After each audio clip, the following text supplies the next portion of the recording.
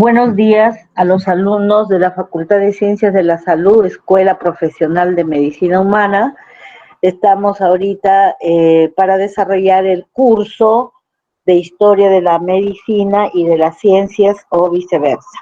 Entonces estamos mostrando ya las imágenes de los 5 elementos que tenían influencia en la naturaleza o en el cuerpo humano y que iban a producir diferentes desequilibrios que iban a alterar la salud. Entonces, continuando con la clase, podemos observar madera, tierra, metal, fuego y agua.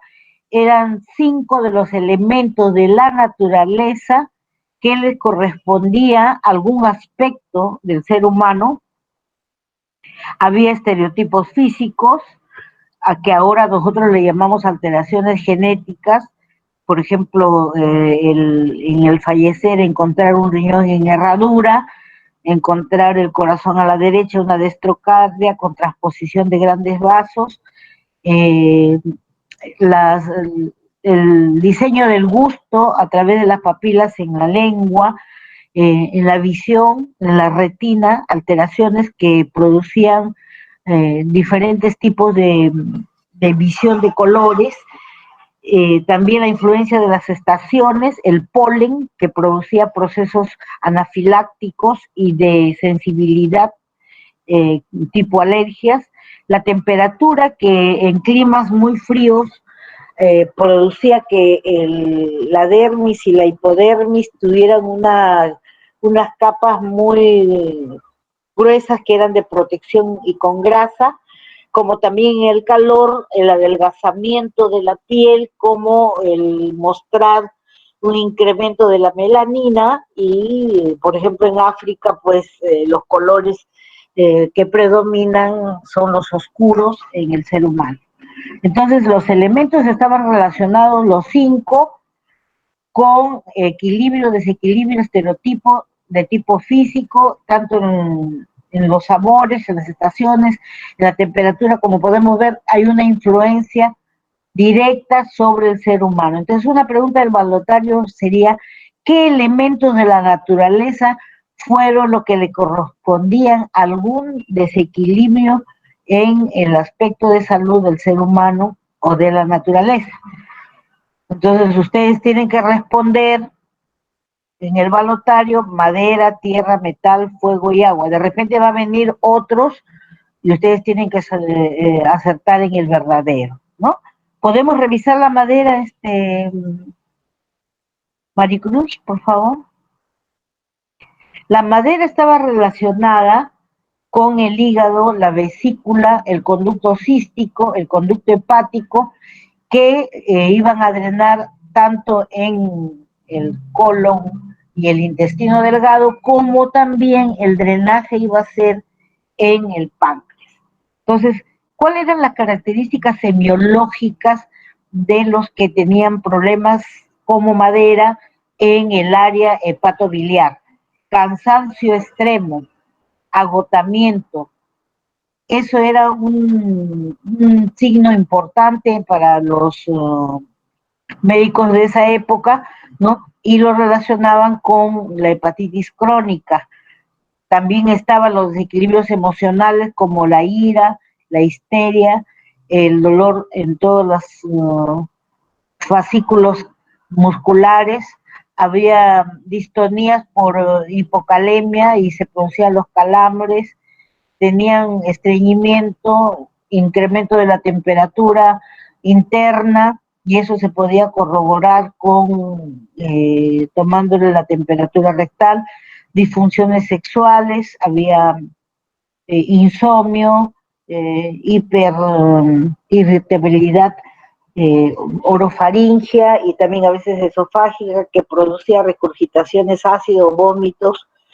Entonces, para los puntos para entender la manera se referían al ámbito del género. Ellos decían que había mucha masculinidad, que era creativo, el hombre disfrutaba y funcionaba bajo presión, que le gusta ser el único, el primero. Bueno, ahora también creo que estamos en la misma línea con los varones, y me parece importante, ¿no? El equilibrio también venía con los enfermos, que eran mucho más ordenados, flexibles, claros de ideas, y los desequilibrios eran que se mostraban con toda la disfunción del perfil hepático, violentos, irritables, insensibles, impacientes, obstinados, dominantes, y esta era la semiología que se mostraba. La siguiente, por favor.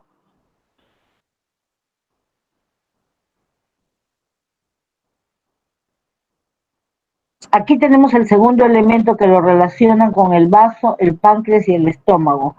Entonces, en esto es el desequilibrio de las superficies terrestres que tienen varias capas, ¿no?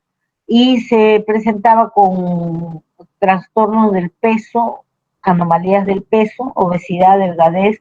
También habían problemas digestivos, transpiración con colágeno, por eso se notaba que era pegajoso, había retención de líquido, o sea, había edematosis, siempre con el agotamiento mental, sobrecargados, perezosos, había dificultad para la concentración, se podía observar en determinados lugares ictericia, por ejemplo, la lengua amarillenta, las encías inflamadas, la frecuencia del herpes labial, que varios alumnos me han consultado, doctora, mire, me está saliendo, le llaman en Piura moqueras, y eso es un virus que se instala en la comisura labial. Entonces, la característica si era la obesidad o la delgadez, si era la obesidad del rostro, obviamente tendría que ser redondeado, no rechoncho, la piel lisa, suave, las manos y pies pequeños, no sé si eso es bonito, pero sí son pequeños, el sabor es de predominación dulce.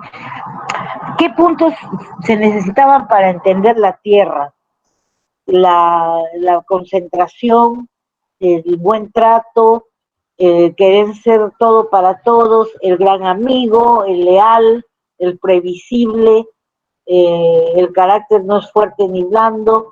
Aquí recordar que a veces cuando tenemos eventos interuniversitarios, cuando éramos alumnos en la Facultad de Medicina de la Universidad Nacional Mayor de San Marcos, tuvimos la oportunidad de viajar por invitación de la Universidad de Chile y ellos tenían una revista universitaria en donde había un árbol con las manzanas chilenas hermosas y se veía ahí un boliviano que estaba con su ponchito y sus ojotitas saltando y todos los demás bolivianos compañeros le hacían barra.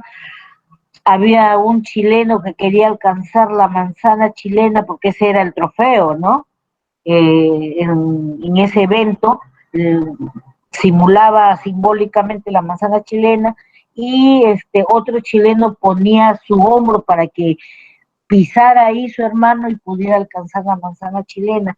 Y ellos nos sacaron que estaba el peruano a 1 milímetro de alcanzar la manzana chilena más que todo Sudamérica, y otro peruano lo bajaba, lo jalaba del poncho.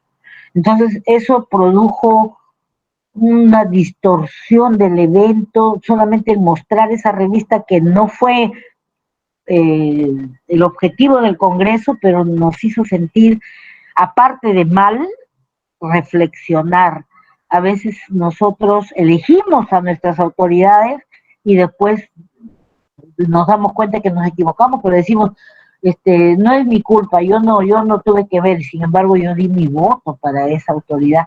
Igual pasa con los conflictos que hay en aula, elegimos a un delegado y a él le echamos la culpa de todo lo que nos pueda pasar, ¿no? Al delegado de la promoción, sí, porque no se preocupó de ver esto, aquello, más allá, más acá.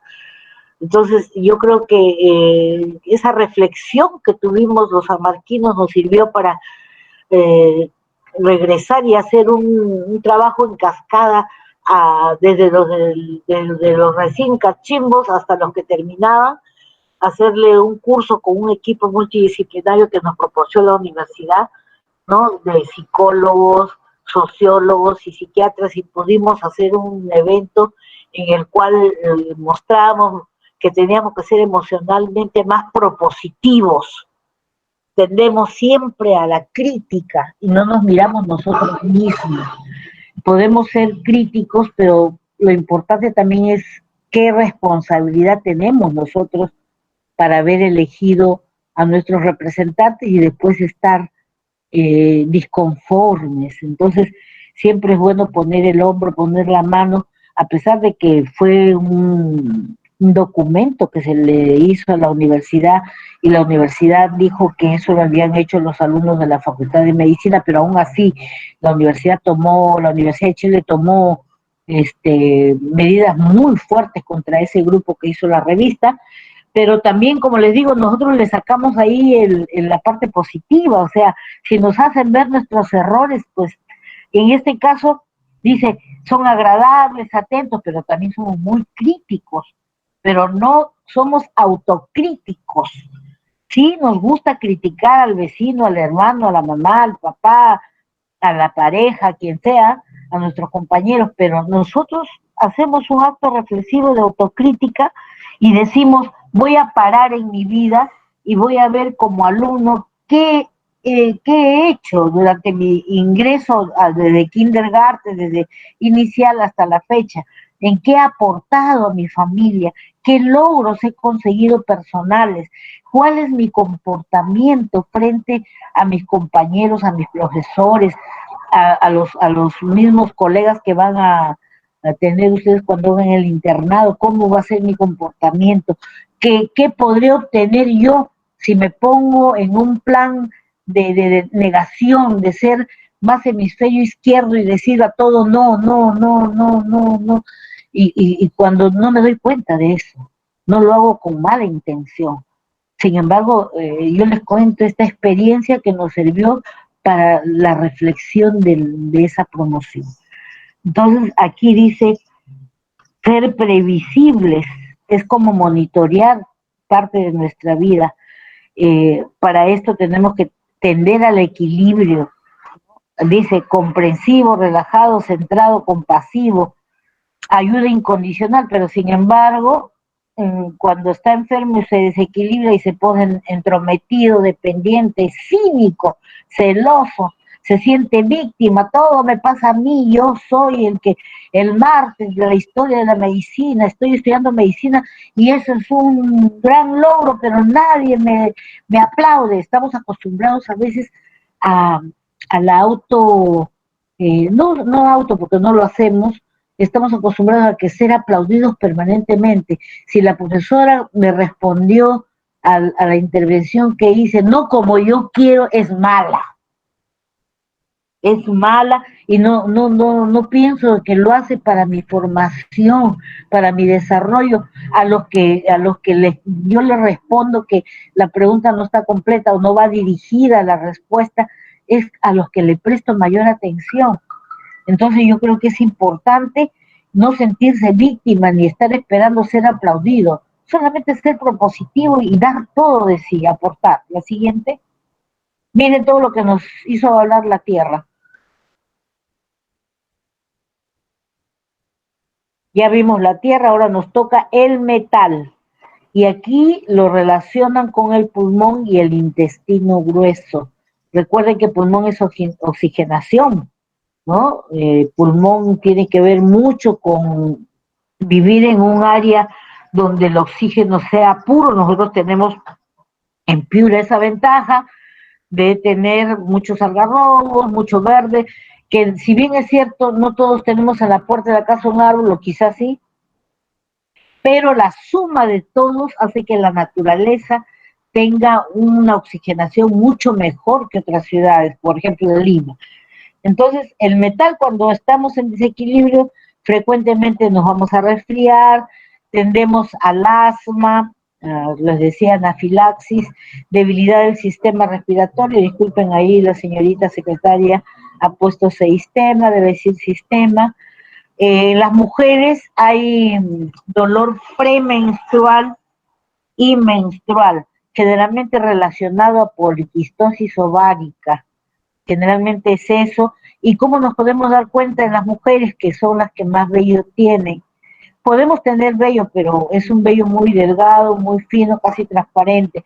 Pero si ya es grueso, notorio, es probable que esa mujer pueda tener quistes en el ovario que estén produciendo síndrome premenstrual doloroso y también una menstruación cada vez que tiene menstruación, en vez de emitir la sangre líquida, emite coágulos y para que pueda salir cada coágulo son contracciones que se producen en el útero para expulsar el coágulo y eso es doloroso, es como si tuviera pequeños abortos, es dolorosísimo, todo eso pasamos las mujeres, ¿no?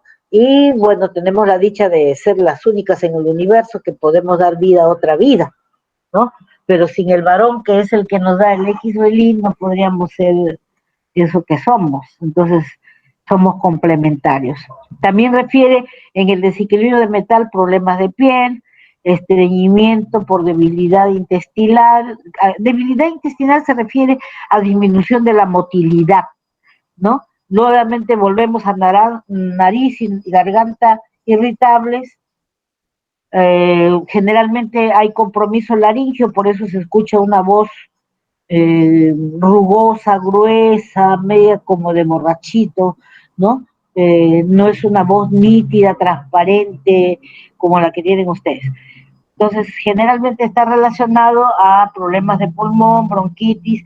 Aquí en la forma del rostro que lo relacionan al metal es cuadrado, rostro cuadrado, de mandíbulas muy fuertes, simétrico el físico, porque también si nosotros nos miramos, si es que nos hemos mirado, si somos simétricos, tenemos que ver la parte del hemicuerpo derecho con el hemicuerpo izquierdo, y a veces vamos a notar en nuestras manos que hay diferencias, ¿no? Ah, qué raro, yo tengo este dedo más ancho que este, o sea, es bueno que se haga la autoinspección fenotípica, psíquica y también física de las dos mitades del cuerpo. En lo que es psíquica me refiero al hemisferio derecho y hemisferio izquierdo, que son los que más nos pueden dar luces de trastornos en uno de los dos hemisferios.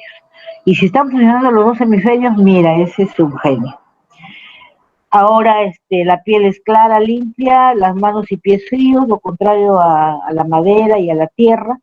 El sabor, predominancia de gusto al picante, creo que todo Piura le encanta eso en los alimentos. Para entender el mental, dice, el rostro es muy blanco.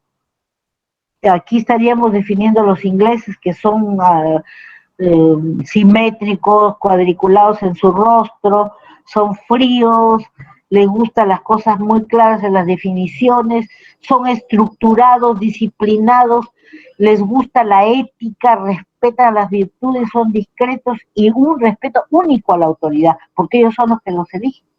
Dice, yo lo elegí y mis respetos. Está cometiendo faltas, pero nosotros tenemos que aportar como partido político, como ciudadanos, para que no se distorsione su trabajo, de repente estamos interpretando mal. Y en cuanto al equilibrio, son proactivos, lo que les decía.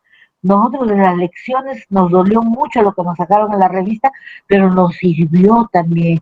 Y eso se llama proactividad, convertir lo negativo en positivo, ser centrados, disfrutar y agradecer a Dios por haber amanecido hoy con vida. Hay muchos seres humanos ahorita que acaban de fallecer y uno de ellos es un colega nuestro que no es de la universidad, pero que es de una universidad hermana. Entonces, estamos pasando una pandemia. Yo creo que a veces todavía no internacionalizamos que estamos pasando a la historia.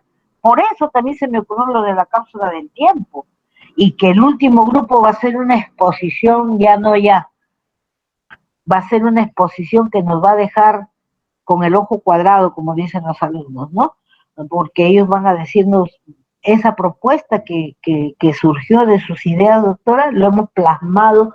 Mire, podemos hacer, no sé, se me ocurre ahorita, cavar en rectorado al costado del busto de nuestro querido Miguel Grau, hay un espacio donde podemos profundizar 1000 metros para que no sea destruido ni planten nada, y no sé, estoy hablando hipotéticamente, y vamos a presentar un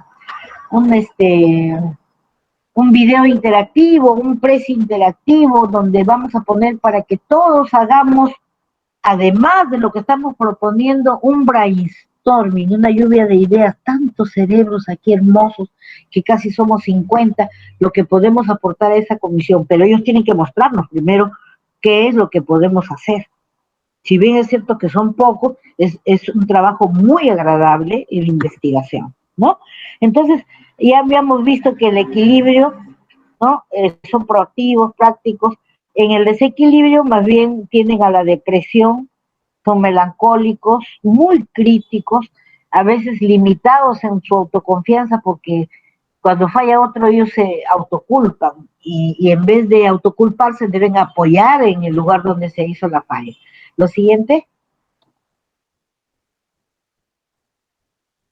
revisamos los 5 elementos con la medicina tradicional china que tiene validez hasta este momento. Si puedes presentar las emociones, ahí estamos viendo la afectación en el corazón, el intestino, el hígado, el estómago, estamos viendo los riñones y cada uno de ellos tiene interacción. Como les había manifestado, ellos usan la puntura. Eso quiere decir que a través de la digitopuntura, la acupuntura, la holopuntura, la stenopuntura, ellos logran resultados que los miden en su cultura china, ¿no? Hasta la actualidad es válido esto. Y se llama medicina alternativa ahora que estamos en la etapa contemporánea, postmoderna de la civilización humana. La siguiente, por favor.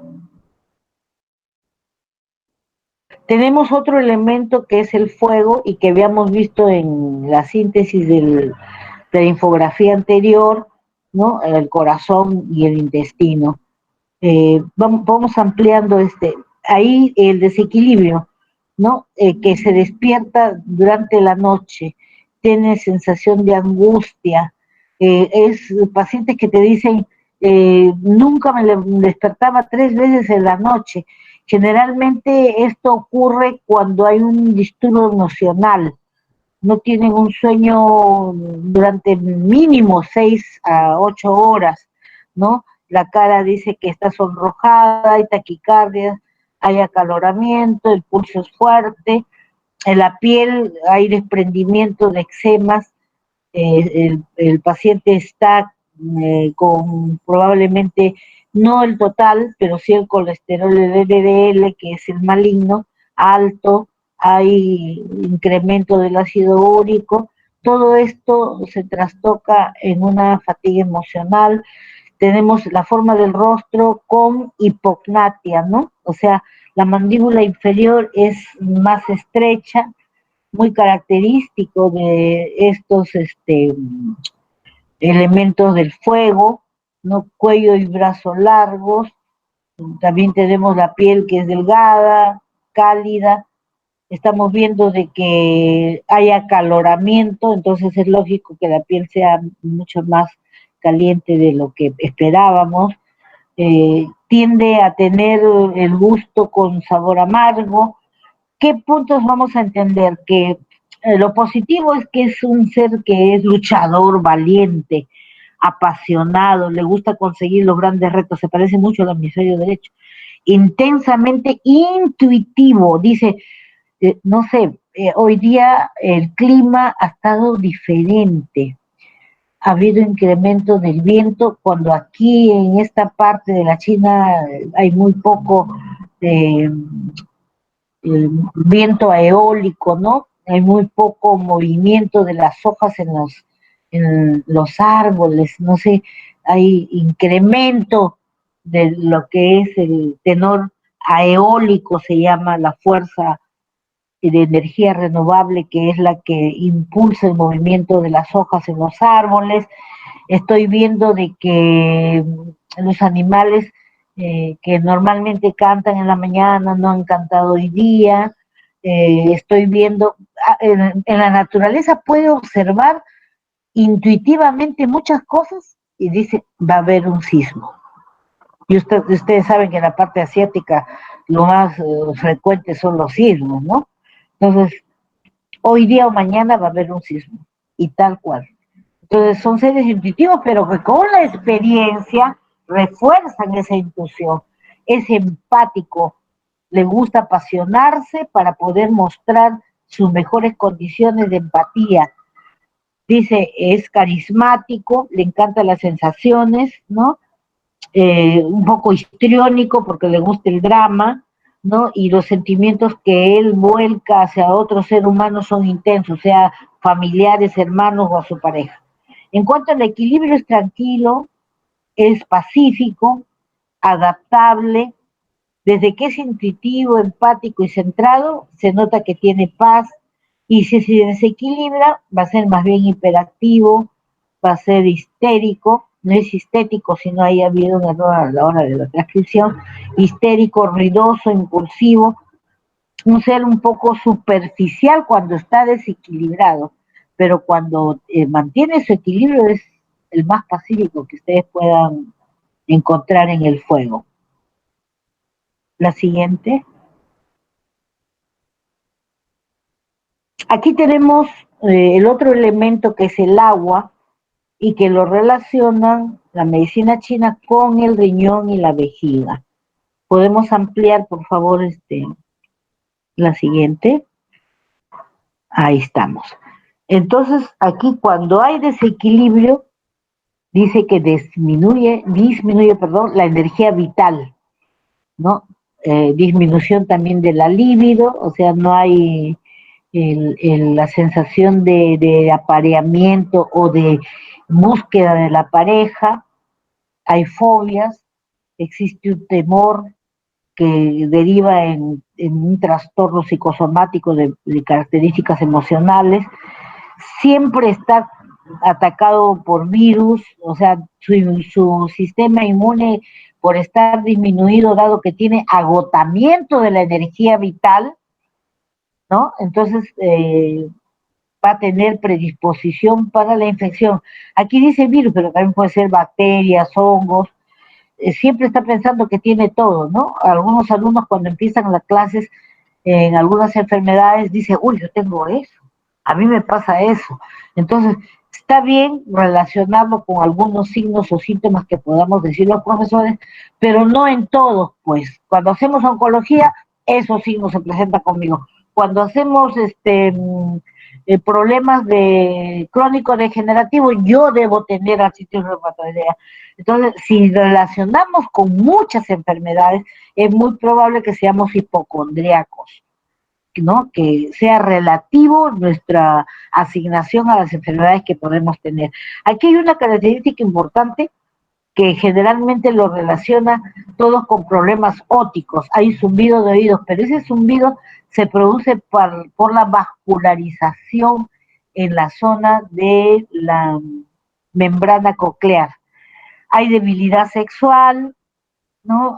Sí hay trastornos de tipo prostático, los varones generalmente se presentan los adenomas que van a rodear la próstata y de alguna manera empezar a ahorcar el pene. Y al ahorcar el pene están ahorcando el conducto uretral, que es por donde orinan. Entonces, uno de los síntomas de la próstata es pujar para orinar. Si hay alumnos que tienen esa sensación para orinar, no orinan de frente, sino pujan un poco, al comienzo es un poquito, después va subiendo, conforme pasan los años, sería bueno que se hagan, ahora ya no necesariamente es el examen digital del recto del ano, sino también se puede hacer a través de marcadores en lo que es los análisis hematológicos.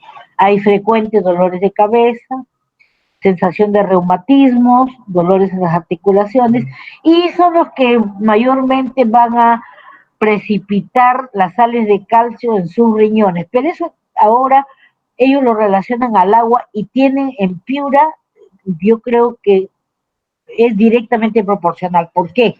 En Piura se ha detectado que el agua tiene mucho calcio, mucho sodio, que puede estar predisponiendo a los ciudadanos piuranos a que hagan cálculos, ¿no? Entonces hay algunos médicos que de repente tenemos que ser más selectivos ya a esta edad y comprar agua.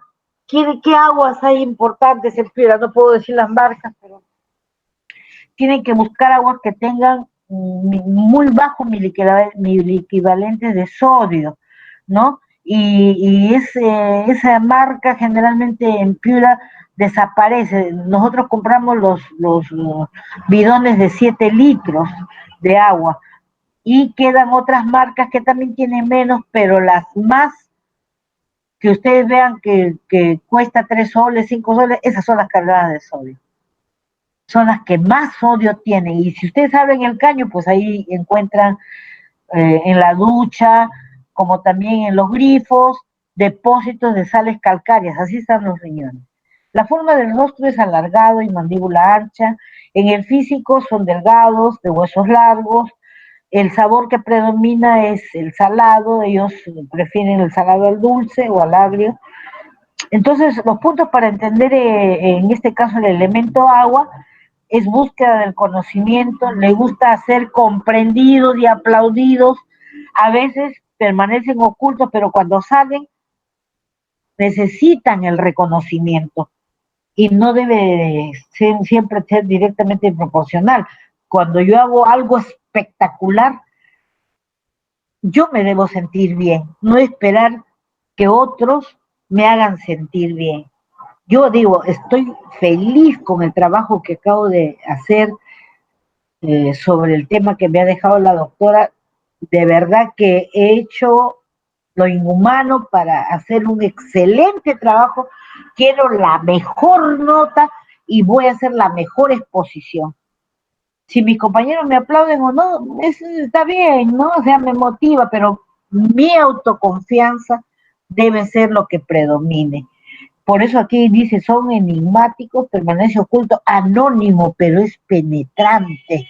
O sea, nosotros tenemos que decir, wow, te pasaste. Aquí sí te pasaste con tu exposición. O sea, él no lo busca, él está anónimo, él está oculto. Pero el oro también está en el bar. Y el oro donde esté va a ser refulgente. A pesar que está oculto debajo del barro, debajo de las piedras, para poder conseguir el oro, pues los egipcios han logrado hacer la dilución con miles de cosas que después podemos revisar para poder sacar el oro puro. Así es este este elemento que es el agua. Entonces dice que cuando está equilibrado tiene coraje, aventurero, tiene confianza, sabe lo que quiere y a dónde va a llegar, que no todos tenemos esa cualidad. Son vitales, por eso es que se agota su vitalidad. La usan frecuentemente. O sea, lo importante al mirarse en el espejo no es, ay, me voy a hacer esta raya aquí en el cabello, me voy a rizar, me voy a cepillar, para que me miren. Yo debo de cepillarme y hacerme mi raya y mis cocoroqueses en la cabeza para mí, para sentirme, ¡ay, qué bien me siento! Si los demás se dan cuenta, yo me siento bien con el cabello, con el cuidado de mi piel. Los médicos tenemos que tener un cuidado de sus manos. Las manos más hermosas del universo son de los médicos. Y yo cuando estemos en la fase presencial, voy a regresar al aula a mirarle sus manos.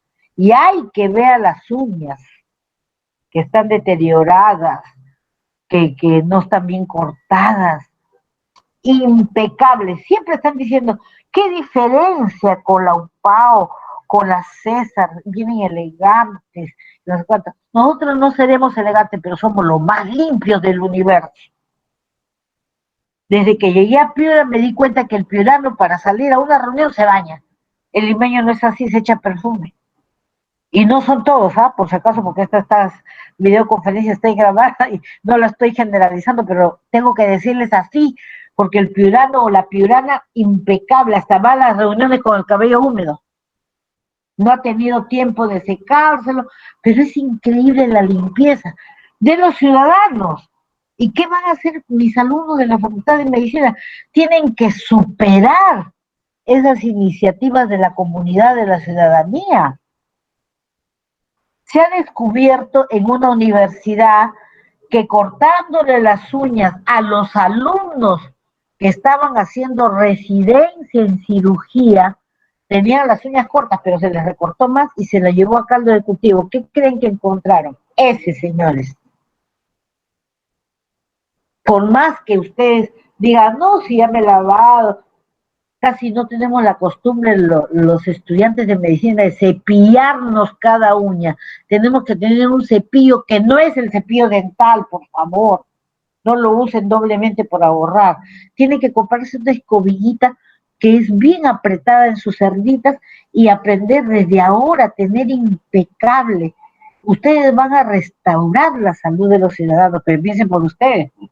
Uñas con hongos en los pies no se han cortado, cuando salen en las cámaras, no ustedes, ¿no? Estoy hablando en general, todos mis alumnos de la facultad, despeinados, ¿no? Con los ojos así, como que se hubieran levantado. Está bien, estoy en mi casa, pero voy a tener mi clase de historia, de las ciencias y de la medicina.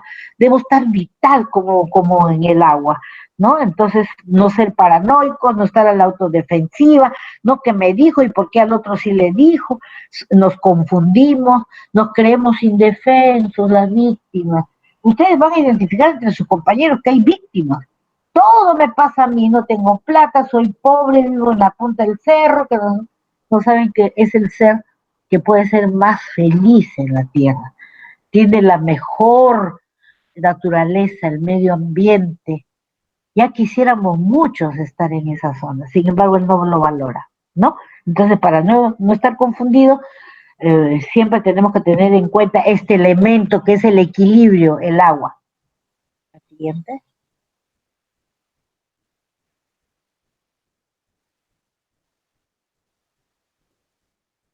Maricruz.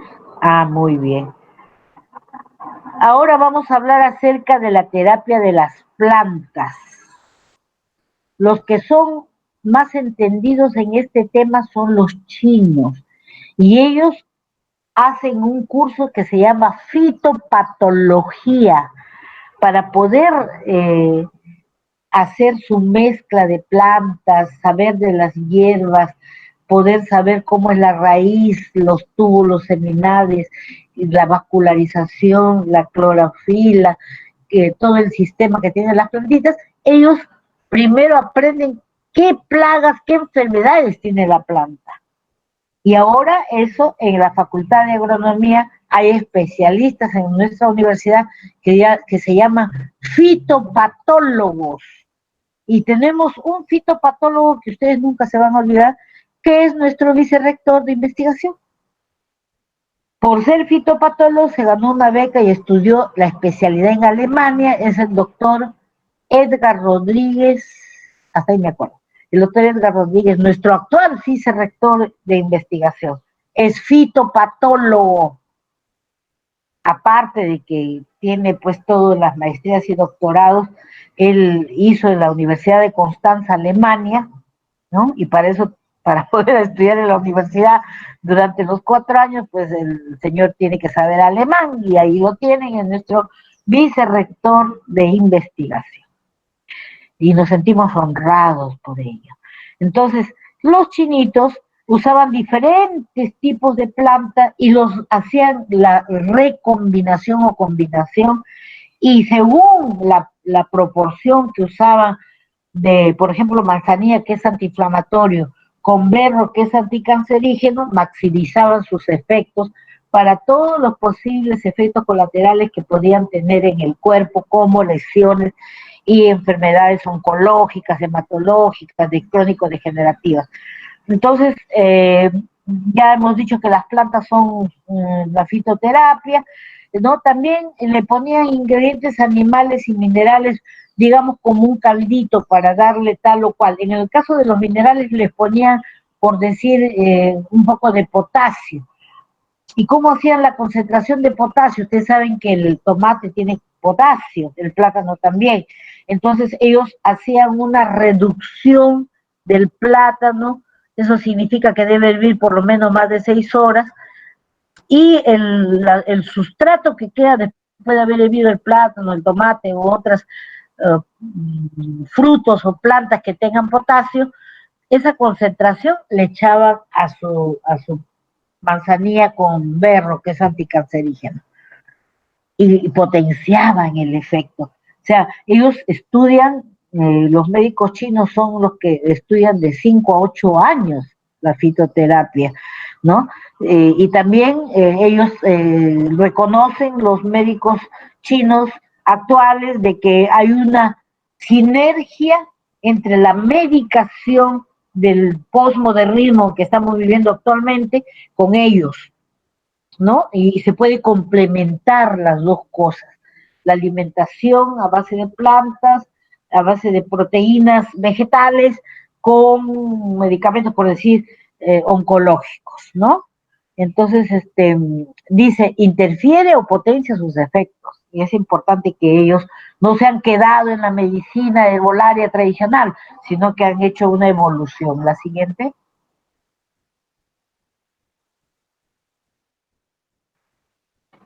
Aquí está lo que ya hemos venido diciendo desde el inicio, ¿no? De acuerdo con la concepción china, ellos saben que el ki o el chi está localizado debajo de la punta del esternón, más o menos donde nace el estómago. Todos tóquense ahí con el dedo índice. Ahorita yo me estoy tocando. Ahí está nuestra energía vital. ¿Alguno de ustedes me podría decir qué se encuentra ahí? No me digan que el esternón en su parte final, porque ya lo acabo de decir. No. ¿Qué otra cosa hay ahí que tenga relación de la anatomía con esta energía vital? Lo dejo abierto a mis alumnos. Estoy generosa. Hoy día voy a poner un punto a su presentación que han hecho el que me responde. Si lo buscan en internet, quiere decir que se demoraron más de 7 segundos. Cuento. 1, 2, 3, 4, 5, nadie interviene, 6. No es la punta O la ajustas, dime. No, apagó. Entonces nadie contestó. ¿José? no es la punta del corazón, que es el ápex. No se te escucha porque está con el micrófono apagado. Sí, Qué está pena, prendido. no se escucha. ¿No es el diafragma, doctora?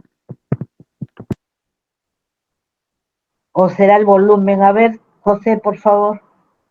Ahorita ya todos saben porque ya entraron al internet, al Google. El Apex, dice José. Muy bien. Me gusta, José, que lo has puesto en el chat. Cuando uno tiene problemas del internet y no está en el techo de su casa, que es donde las fibras ópticas son más potentes para el internet, estamos en una habitación donde entra la mamá, hijito, ahí te echo un refrigerio, el perrito, ay, qué lindo mi mascotita, no sé cómo se llaman sus perros, pero mueve la colita, entra un pato, no sé, niños corren, están afuera, se vende cachema encebollada o sin cebolla, no sé.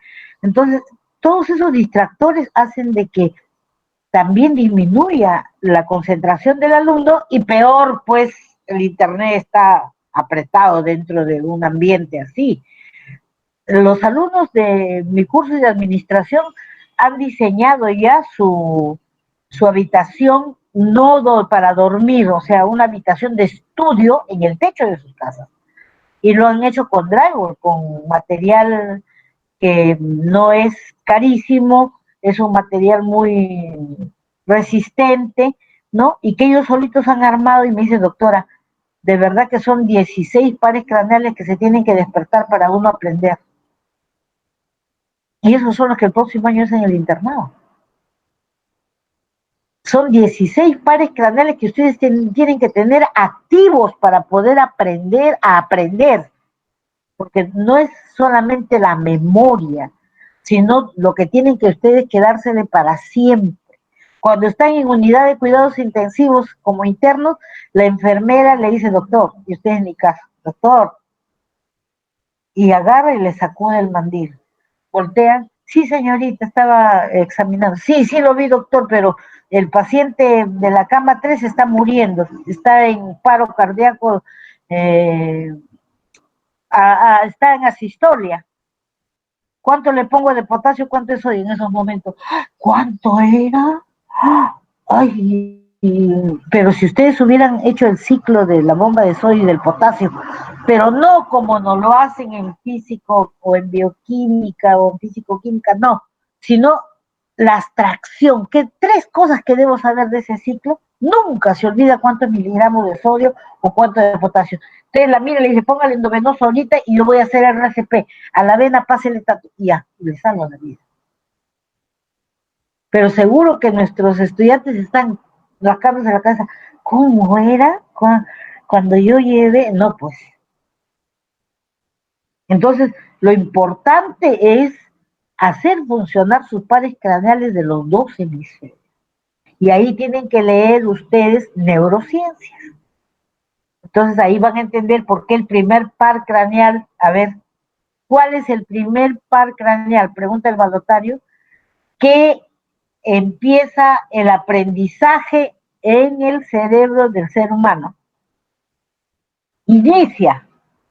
¿Qué par craneal? Eso yo le preguntaba a los de secundaria del colegio San Miguel, porque ellos llevan también anatomía, llevan pares craneales.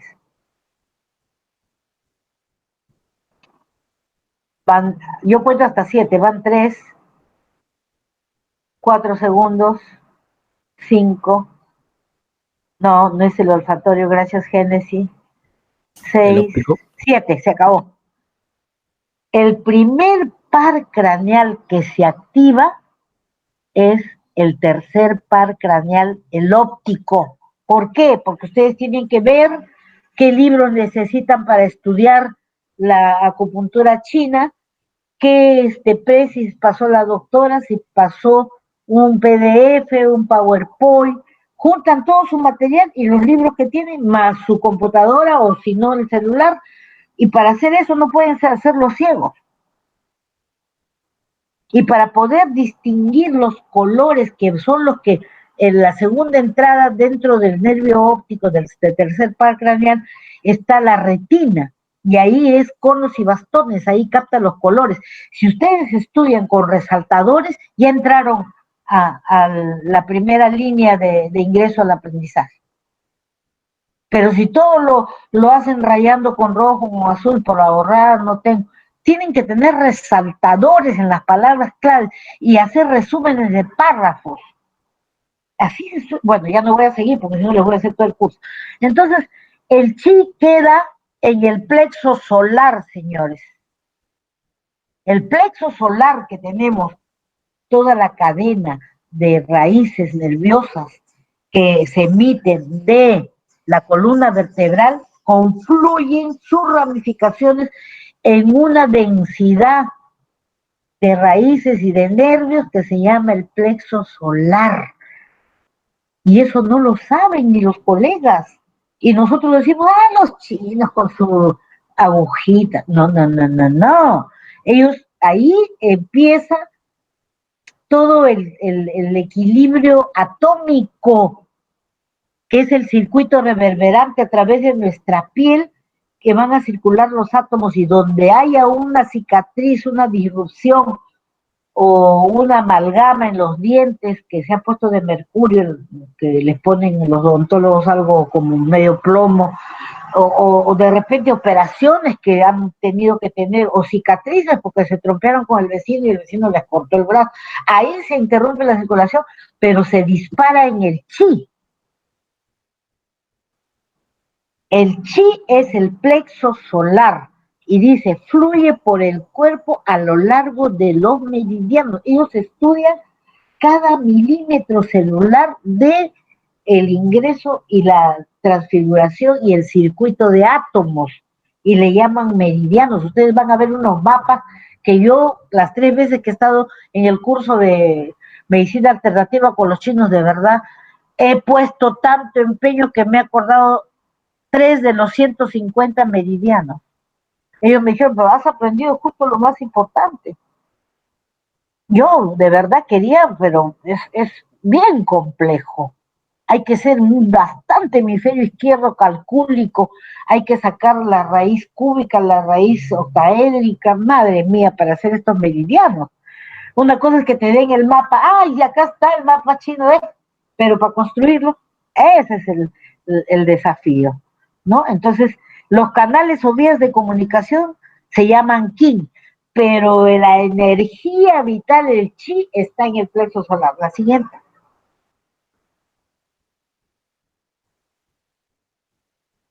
La moxibustión.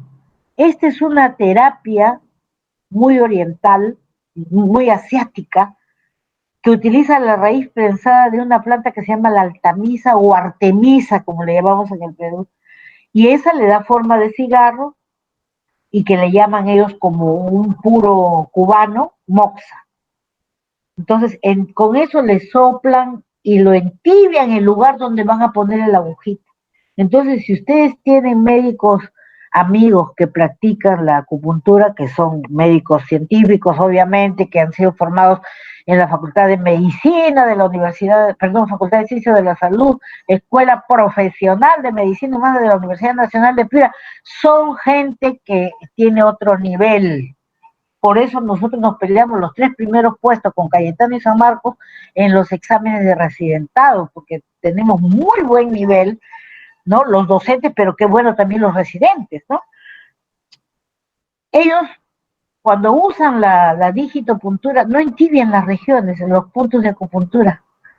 Obviamente no vamos a fumarnos un puro porque, pues, nos puede dar hasta cáncer, ¿no? Pero sí podemos entibiar, como he visto hacer a los chinos, a Zhou Li Hong y Zhou Li Zhang, los 2 hermanos, en vivo y en directo, los conozco, son mis amigos, de entibiar un pañito mucho usan la manzanilla, porque es un excelente antiinflamatorio, pero la manzanilla en flor, usan la manzanilla, un puñado de manzanilla para medio litro de agua, hacen hervir, una vez que hirvió, lo tapan y sale de color del té. Eso, tibiecito, lo usan en las zonas de acupuntura, secan y luego ponen la agujita.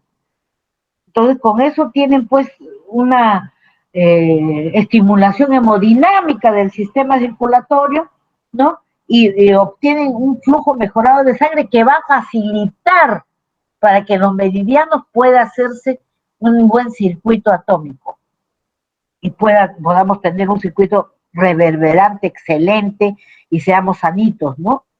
La siguiente.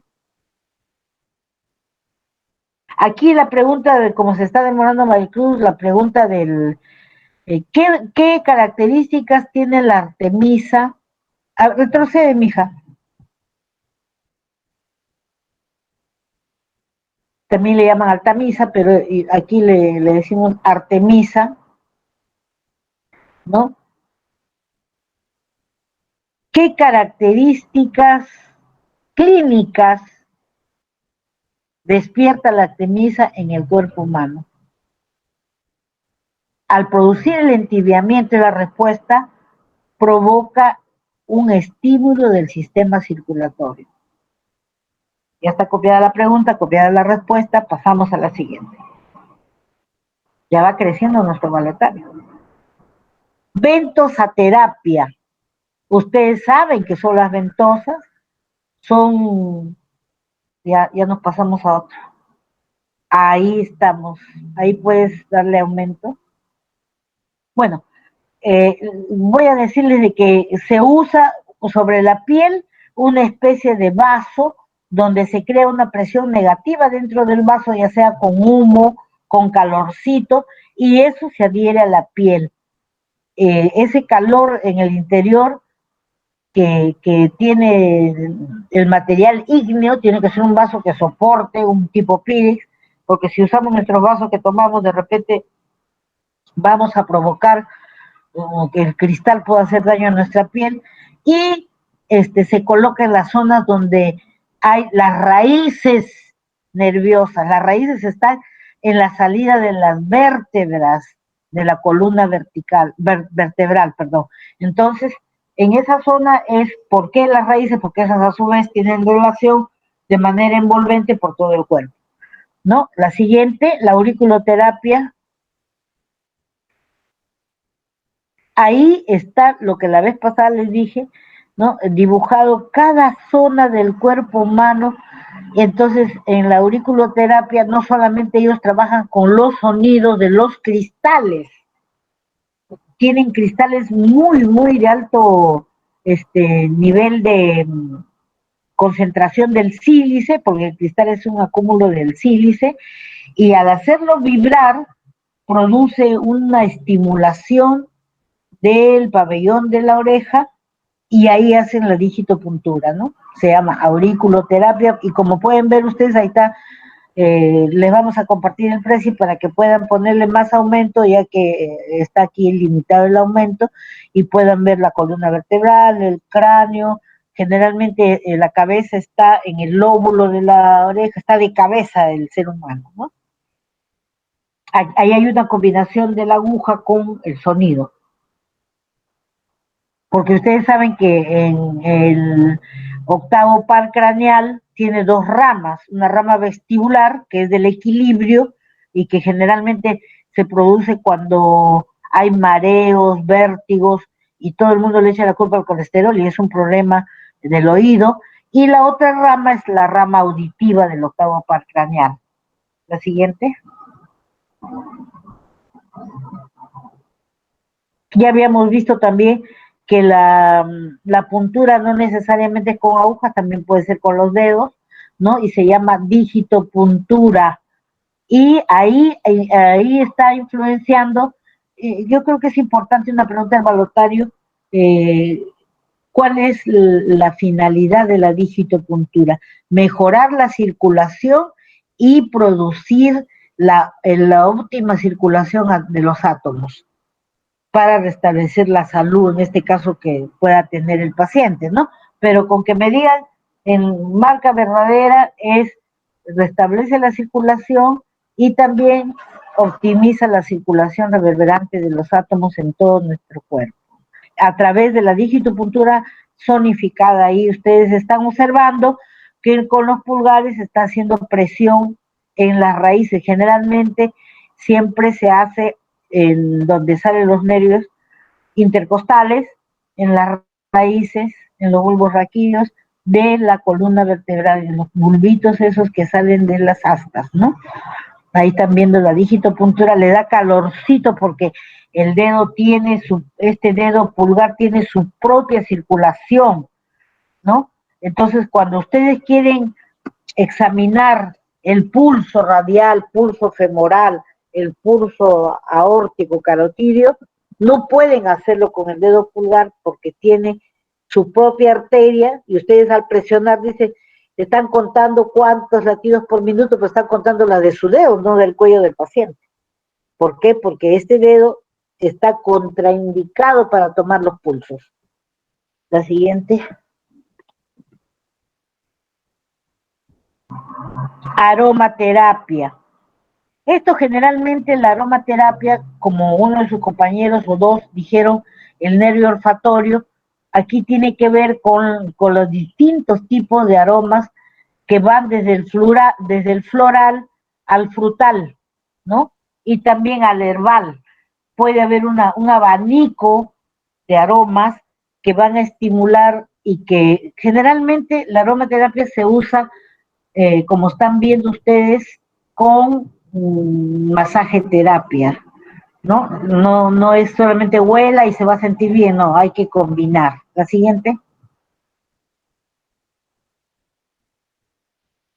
Hemos terminado con la medicina tradicional china y ahora pasarán sus compañeros a compartir sus respectivas presentaciones, si hay pendientes. Señorita delegada, por favor.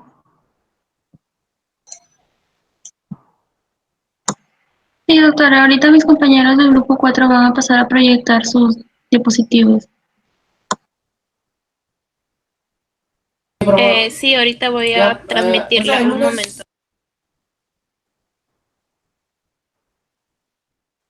Ya, pero 8:30 de la mañana, para verlo temprano. Ya, acá, hablamos. Buen fin de semana. Los demás compañeros pueden apagar sus micrófonos o sus audios si están hablando por teléfono o están quedando, porque interrumpen y son reglas de la etiqueta del Classroom, no interrumpir a sus compañeros que van a hacer la exposición. ¿Dónde dice Clover? Ahora falta Miguel. ¿Ya se ve mi pantalla? Sí, ¿Quién Anel. está hablando? ¿Anel? Sí. Ya se ve, Anel. Pero hay alguien que está con el audio conversando, por favor, que pueden pasarle la voz a través del chat.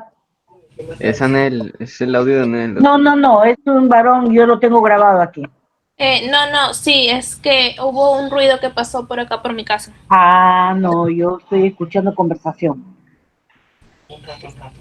Bueno, ya tengo yo grabado eso, no hay problema, ustedes tranquilos. A ver, Anel, por favor. Ya.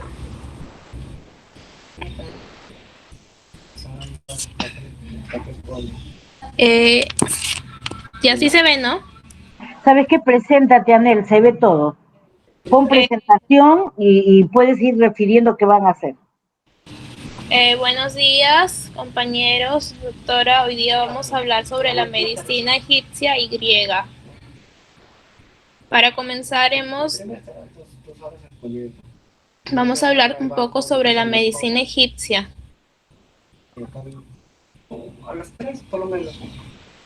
Anel, Sí. pon las diapos, porfa. A ver, no, ya hay que localizarlo porque yo tengo ya la grabación, pero tienen que localizar a ese compañero que no está prestando atención a la clase, sino está en una conversación y nos está faltando el respeto. Doctora ¿Sí Rosa, lo es el ven? mismo audio de Daniel. Que Es el no audio lo de ven. Daniel. Anel, disculpa, tus diapositivas no se observan. La que está haciendo la presentación es Anel y respetemos, por favor. ¿Sí se ven las diapositivas? No. ¿Sí se ven las diapositivas? No, Minimiza el mic. A ver. ayúdenla porque en la presentación no está haciéndolo con la ventana correspondiente.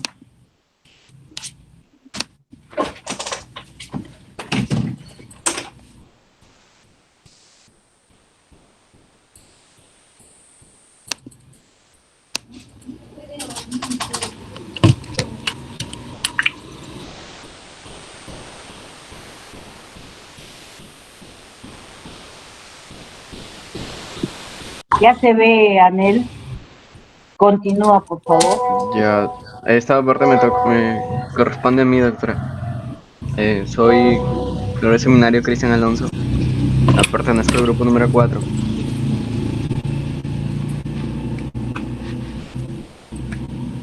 Ya. Bien, el tema que nos ha tocado ha sido medicina egipcia y griega. Bien, primero por empezar la introducción a medicina egipcia.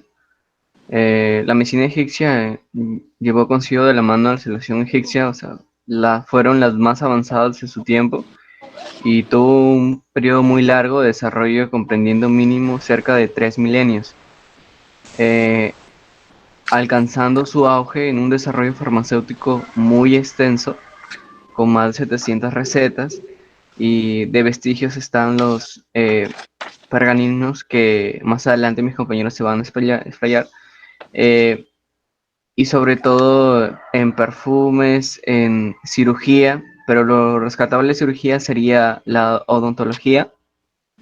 ¿Qué más? El embalsamiento de sus muertos y sobre todo el sistema de higiene que era una pieza muy fundamental en la medicina egipcia. Siguiente diapositiva. No hay siguiente porque solamente se está viendo el nombre de Anel Lisbeth Cruz Zapata. No está presentando. ¿No está presentando? Sí estoy presentando. Te estoy diciendo yo, Anelita, que no se ve. Por favor, créeme. Sí, está presentando, doctora. Sí se ve. Doctora, sí se ve. Ahorita vuelve a hacerlo.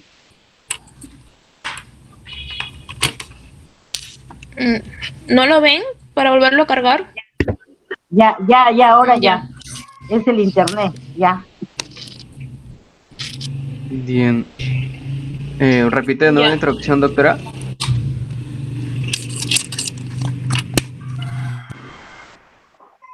Yo creo que puedes continuar, hijo, por el tiempo, que vas a Siguiente minimizar el tiempo de tus diapositiva, demás compañeros. Continúa. Y después te pido que les compartas, por supuesto, así como han compartido las preguntas, también tienen que compartir las presentaciones. Gracias. Ya, pero siguiente diapositiva, Anel, por favor.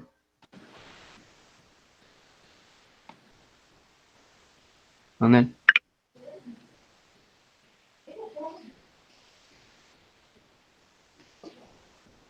¿Ya pasó a la siguiente diapositiva? No.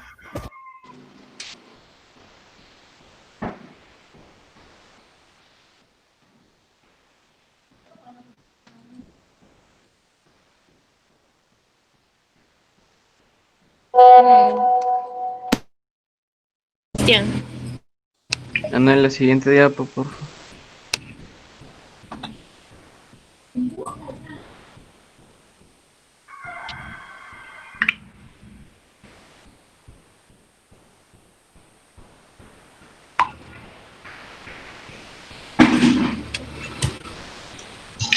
Anel, mejor déjame presentar a mí porque creo que tenemos problemas. Sí, creo que es el internet.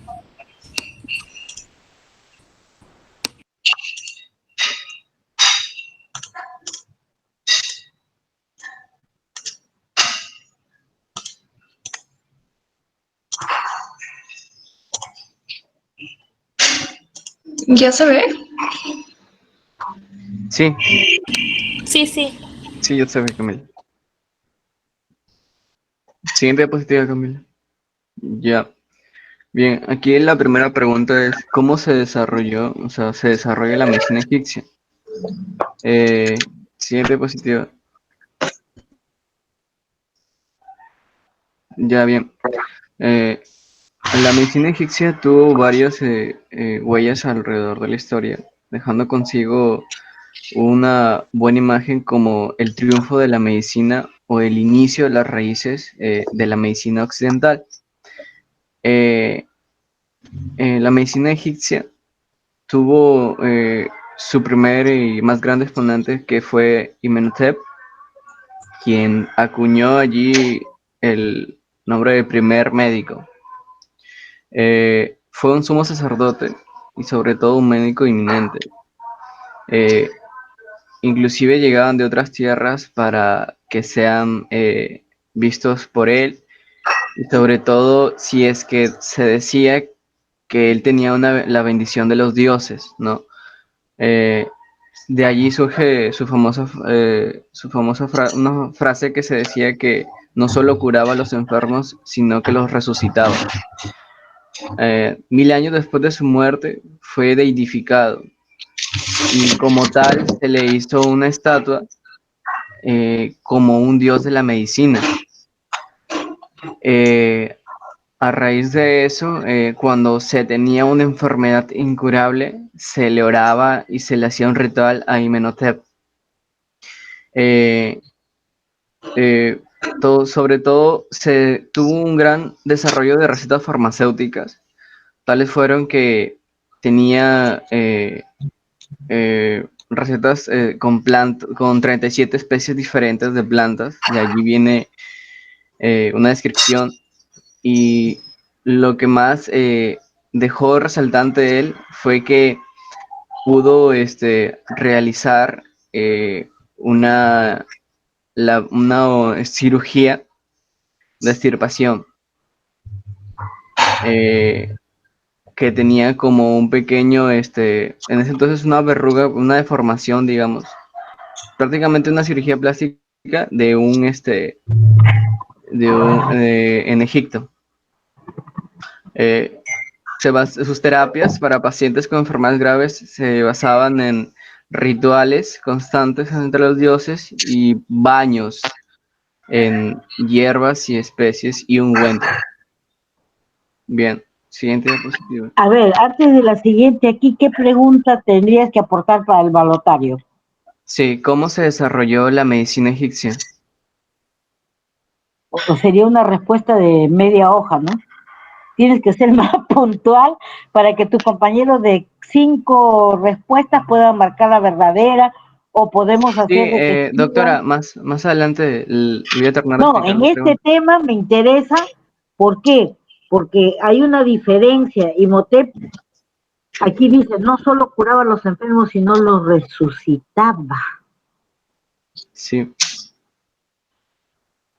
Tú sabes que hay enfermedades que te producen catalepsia. Estás vivo, pero no te encuentran pulso, no tienes latido cardíaco, estás como que en muerto. Y él hacía de que esos pacientes con catalepsia vuelvan a vivir. Y es algo que ahorita en la etapa del postmodernismo actual es difícil, pero se hace con todo lo que ha avanzado. Pues imagínate, estamos hablando, ¿cuánto? 4.000, 5.000 años atrás de ellos, y ya sin embargo es un aporte. Entonces, ¿cómo sería tu pregunta? Ya te soplé el tema. ¿Cuál sería la pregunta? Eso es lo que yo quiero de ustedes, no solamente que me interpreten el quién era Imhotep, sino qué relevancia tuvo. ¿Cómo sería tu pregunta del balotario? ¿qué relevancia tuvo Imhotep? Muy buena, te dirán, muy buena relevancia. La pregunta sería, ¿no? Ustedes la pulen, pero yo ahorita se me ocurre el aporte de Imhotep, y ponemos varias respuestas. Y en una de ellas ponemos, no solo curaba, sino resucitaba, entre paréntesis, catalepsia. Podemos poner, no curaba y resucitaba y sí curaba, o sea, varias opciones, pero la que vale es que no solo curaba, o sea, curaba, y también podría resucitar, entre paréntesis, catalepsia, porque tampoco es un Dios, ¿no? O sea, sal tú de tu sepulcro como hizo Cristo, ¿no? En la Biblia. Pero sí se sabe que esa cualidad tenía él de poder a algo tan difícil como era la catalepsia, porque ha habido gente que hasta han enterrado a los catalépticos y estaban vivos, sino que no se registraba. Continúa eso. Ya, siguiente diapositiva, Camila, por favor.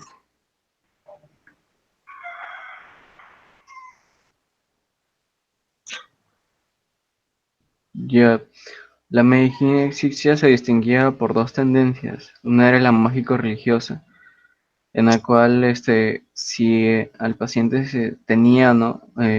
Era maldito, era maldecido o tenía una enfermedad que no se podía curar por los dioses, pues se hacía rituales, se ofrecía ofrendas, ¿no? a los dioses para que puedan sanarlo. Consistía, la mayoría de partes, es que el sumo sacerdote o el mago rezaba por 2 días o hasta un ritual por una semana, y si es que la persona se curaba, se salvaba, agradecía constantemente a los dioses y tenía que pertenecer un lazo fuerte al rito del templo el cual lo salvó, pues, supuestamente. En ese consistía la mágico-religiosa. En cambio, la empírico-racional se basaba en observaciones, métodos científicos y sobre todo en tratar de buscar un porqué de la enfermedad y el saber los resultados que se obtenían con cada tratamiento que se utilizaba, porque no todos los tratamientos servían para todas las personas, y de allí viene la creación de recetas para cada persona y también para cada mal o enfermedad, que más adelante explicaré, porque había médico para cada especialidad, digamos, ¿no? Bien, siguiente diapositiva, Camila.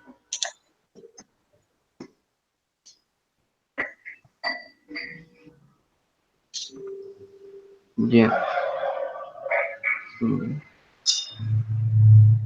Oh, ya, eso. Ahí está la especialización médica en el antiguo Egipto. Existió un tipo de médico para cada enfermedad y sobre todo para cada tipo de mal religioso. El Suno era un médico general que era brindado a toda la plebe del palacio, en algunos casos del pueblo. El Sunoir era un médico oculista. El custode del ano era un médico del ano, pero solo exclusivo para el rey, el faraón. El magum era el médico para enfermedades ocultas o de origen desconocido.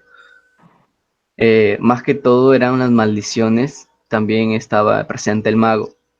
El Segedí era el médico dentista. Él pertenecía también a realizar algún tipo de cirugía que fue característico de esta medicina egipcia. El Sunogeneret era el médico del trabajo para las acciones que realizaban los soldados y para digamos, la clase como los cocineros, los joyeros, la gente para el que está a cargo del vino, médico del trabajo. O sea. El laico era el médico de males y enfermedades endémicas. Y el sumo sacerdote era el médico mágico religioso y de enfermedades incurables prácticamente. Siguiente diapositiva, Camila.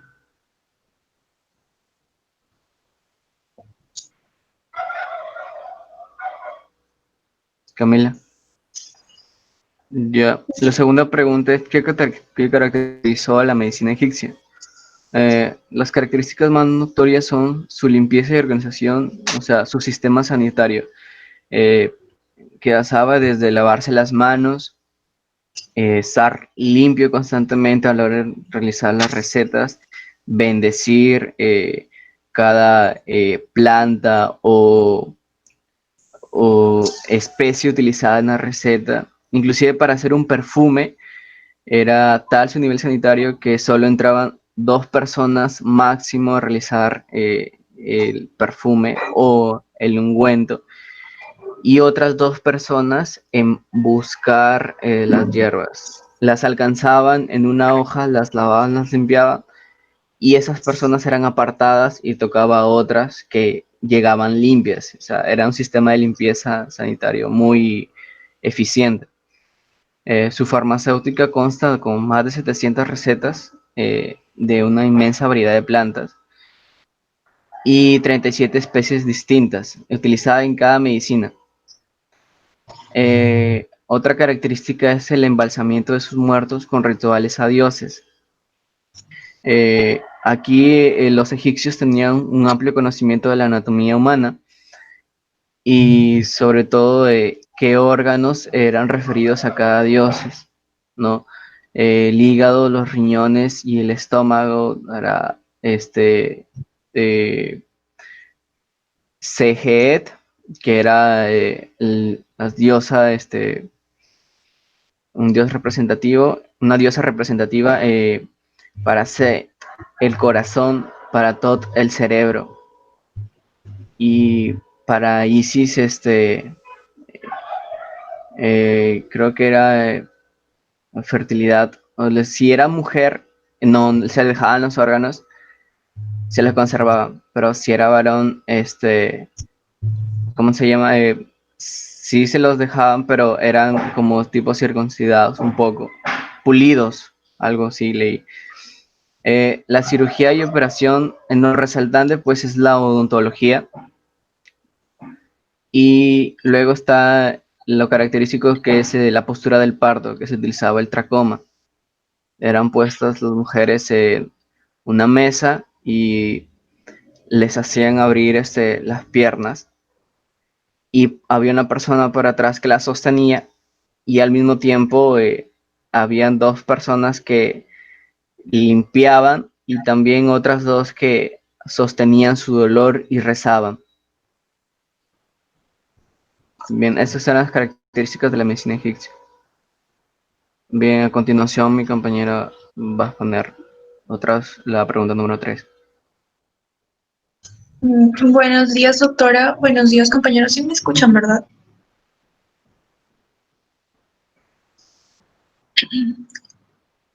Sí, sí, te escucho.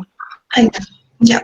Entonces, para continuar con las preguntas, la pregunta que he realizado es ¿cuáles son los textos médicos egipcios? Algunos de los textos médicos egipcios más conocidos fueron estos 6 que he puesto aquí. Primero, los papiros del Kahum, el papiro de Ebers, el papiro de Turín, el papiro de Rameseum, el papiro de Carlsberg número 8 y el papiro de Chester BT 6. El que podemos ver en esta imagen es el papiro de Ebers. Algo resaltante del papiro de Kahum es que fue descubierto en 1889 y es uno de los más antiguos. Tiene de hace 2 milenios antes de Cristo. Estos escritos estaban hechos en hierático y fueron hechos en el poblado de Laum. Había algo como que podríamos mencionar es que el personaje que lo descubrió se confundió y dijo Kahum. En realidad el poblado obrero en el que se encontró fue Laum. Es por eso que a veces se confunde su nombre. Tiene 6 relaciones relacionadas con las matemáticas, pero nosotros nos enfocamos más en la medicina. Entonces, el primero contiene, el papiro, el A tiene 34 secciones, que son enfermedades ginecológicas, métodos de control de la fertilidad y el pronóstico del sexo del bebé que iba a nacer. Y el segundo contiene nociones de la veterinaria. Ahora, el papiro de Ebers es un rollo de 20 metros de longitud, es súper amplio y era como una enciclopedia médica que era usada para los estudiantes de esta época de medicina. Trató diferentes temas, era como los secretos de la medicina.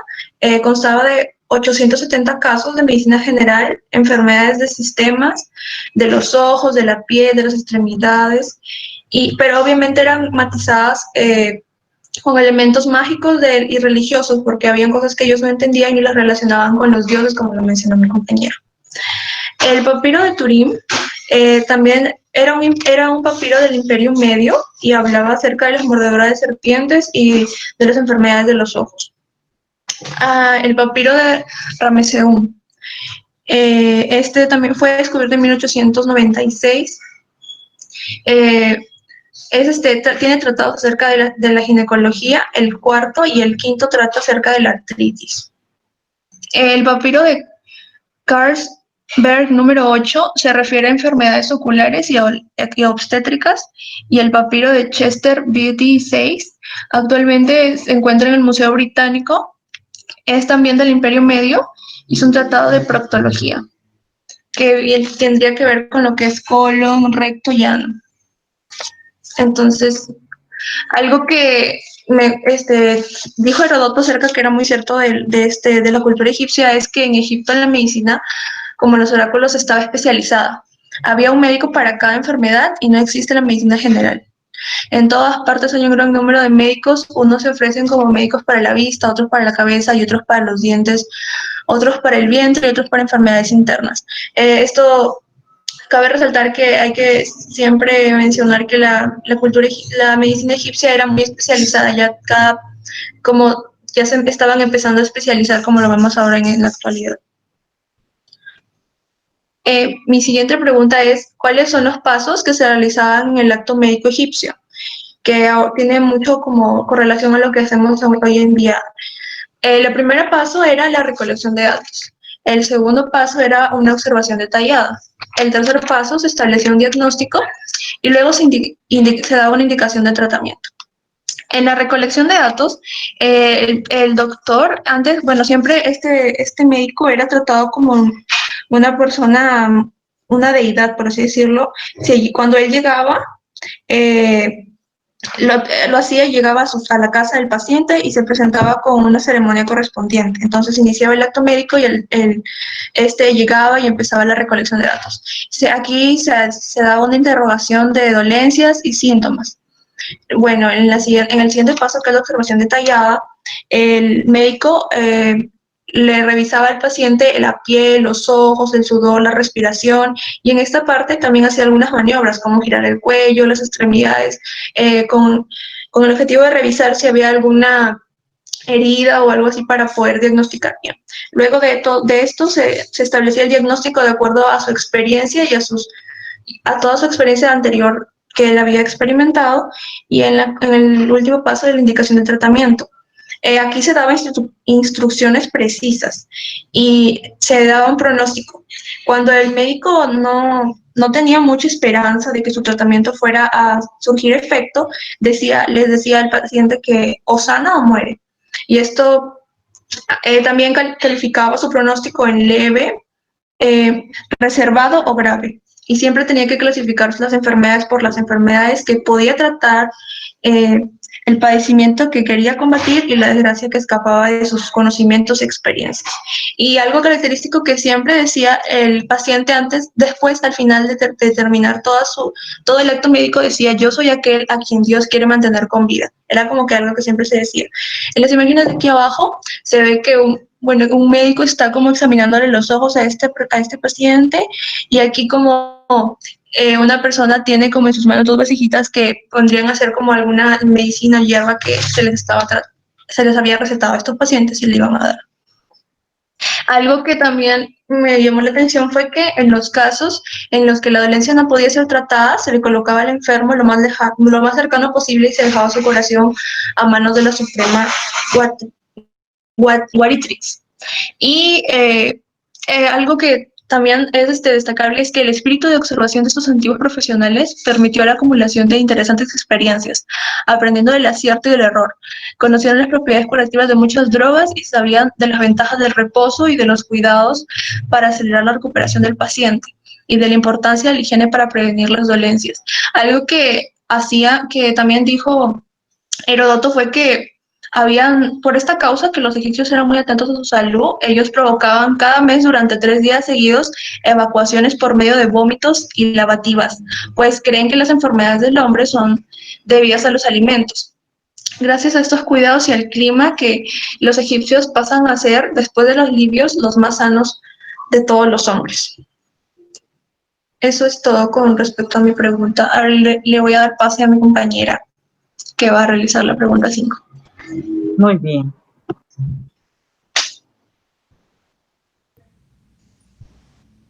Siguiente. ¿Cómo era la farmacia en la cultura egipcia? Como bien sabemos, los egipcios no desarrollaron la parte química, sin embargo, contaban con grandes habilidades en la medicina. Parte de estas habilidades fueron atribuidas a sus dioses. Tenemos a Isis, la diosa de la magia. Se creía que esta les daba el poder de crear pociones exitosas para curar a los enfermos. Y Set, conocido como el Señor del Caos, del cual se decía que si no se le rendía un culto o se incumplían ciertas normas, él enviaba enfermedades. Bien, sus conocimientos eran amplios. Al momento de ejercer la medicina, la ejercían de una manera muy práctica. Estos fueron creadores de más de 700 fármacos y aproximadamente unos 200 ungüentos son muy parecidos a los que ellos utilizaban en esa época. Siguiente.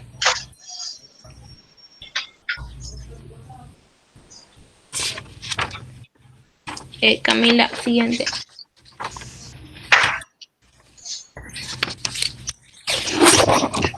La farmacología egipcia era muy pintoresca y muy variada. Ellos contaban con una especialidad para cada médico tenía una especialidad que iba desde la odontología hasta la ginecología. Algo muy particular de ellos es que describieron por primera vez la forma del cráneo. En uno de sus papiros encuentran una descripción médica de un cráneo, desde la cabeza hasta el tórax. Tenían ungüentos para dolores musculares, mordeduras, incluso para tumores. Ellos descubrieron los factores analgésicos de ciertas plantas y los utilizaban para las cirugías de la extracción de tumores.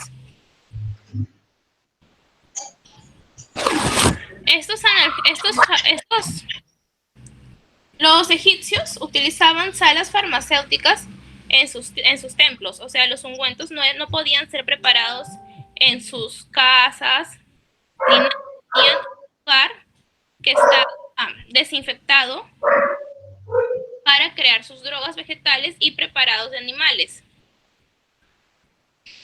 Una de las formas que utilizaban para administrar esta medicina era la cerveza, las infusiones, el vino, agua, píldoras, grasas y miel.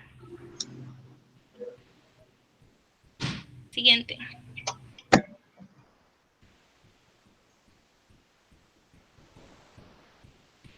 Aquí he puesto unas imágenes donde se puede ver que ellos fueron los primeros en implementar la ortopedia, dejando como muestra unos pequeños casquetes de madera que servían de reemplazo para ciertas extremidades que se perdían a causa de alguna enfermedad. También ellos, como mencionaron mis compañeros, habían avanzado bastante en lo que era la ginecología, pues tenían un método muy particular para saber si la mujer era fértil o infértil. ¿Y en qué consistía este método? Ponían una semilla de maíz y otra de trigo en un depósito donde se encontraba la orina de la mujer. Si estos germinaban, significaba que la mujer era fértil. Y si no germinaba, quería decir que esta mujer era infértil. ¿Cómo sabían si el niño que venía era hombre o mujer? Pues una vez que germinaron y germinaba la semilla de maíz, quería decir que era niño, y si germinaba la semilla de trigo, quería decir que era niña. Crearon la poción de el ungüento de aceite para adelantar el parto y la complicación. Inclusive tenían ungüentos y bebidas para lo que los dolores menstruales. Y la siguiente.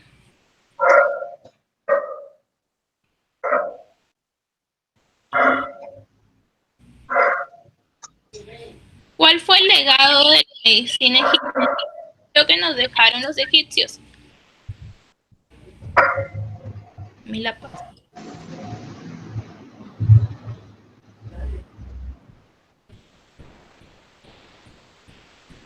Bueno, gran parte de lo que podemos estudiar y ver de la medicina egipcia ha quedado gracias a los papiros que ellos construyeron. El estudio de la medicina en la cultura egipcia comprende un largo periodo que dura aproximadamente 3 milenios. Su legado lo podemos ver en distintos museos que encontramos en la actualidad. Un papiro encontrado en Europa, como ya lo mencionó mi compañera. Otro papiro, que es el más importante y del que ya mencioné, que fue donde está la descripción gráfica de un cerebro, que está en Nueva York. Y también algo muy importante que ellos dejaron en sus papiros fue las medidas de higiene. Ellos ya habían relacionado que la falta de higiene causaba enfermedades. Inclusive ellos tenían mucho en cuenta separar a sus enfermos. Ellos tenían salas de reservas para sus enfermos. En caso estos se enfermaran, los aislaban porque creían que si se juntaban con una persona sana, la enfermedad se transmitía. Pero se dice que esta higiene se fue perdiendo al pasar del tiempo.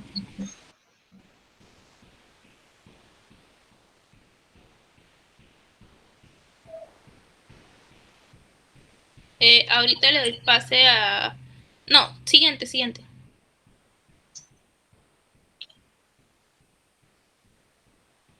Aquí he sacado unas imágenes de lo que era la forma en la que ellos extraían los dientes, la oftalmología, cómo la desarrollaban.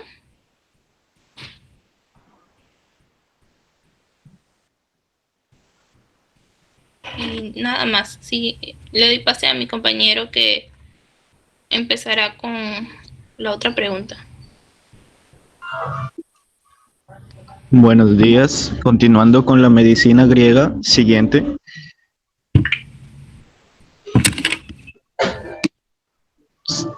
La pregunta sería, ¿quién fue Hipócrates?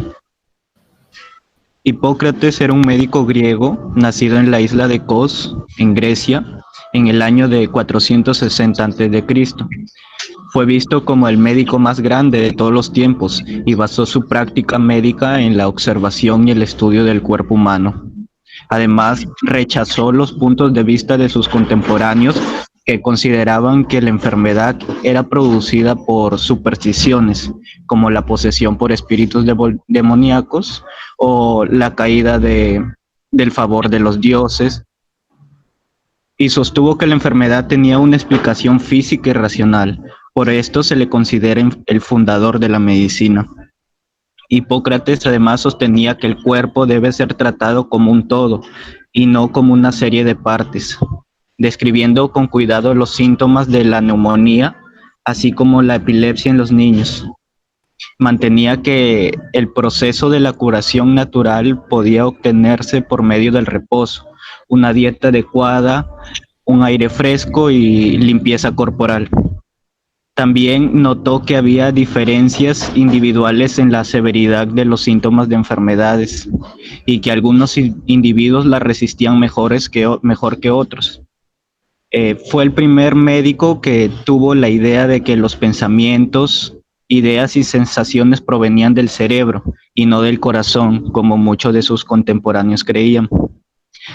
Hipócrates viajó mucho por Grecia fundando escuelas de medicina en Kos, que viene a ser una isla cerca de Rodas, en el Asia Menor, donde empezó a enseñar sus ideas. Por esto se le asocia con Esculapio de Kos y un grupo de tratados conocidos colectivamente como el Corpus Hippocraticus. Hipócrates también es famoso por su preocupación con los deberes de los médicos, más que sus derechos, llevándolo a desarrollar un juramento de ética médica que es llamado el juramento de Hipócrates, y aún actualmente es tomado por los médicos cuando empiezan su práctica. Finalmente, Hipócrates murió el año 337 a.C. y actualmente es conocido como el padre de la medicina.